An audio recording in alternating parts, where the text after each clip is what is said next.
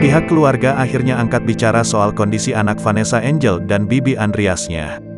Diketahui sudah memutuskan terkait hak asuh Gala Sky. Kepergian Vanessa Angel dan Bibi Andriansyah masih mengejutkan banyak pihak. Penyebab kecelakaan yang merenggut nyawa keduanya itu pun hingga kini masih diselidiki kepolisian.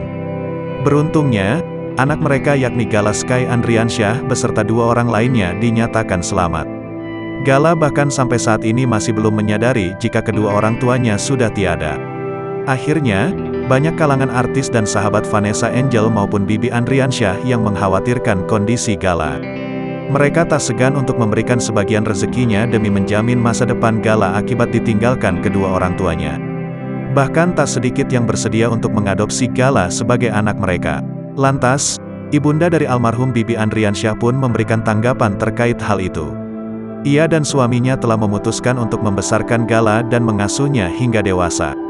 Insya Allah kita sanggup membesarkan si Gala, kami akan mengasuhnya sampai dia dewasa.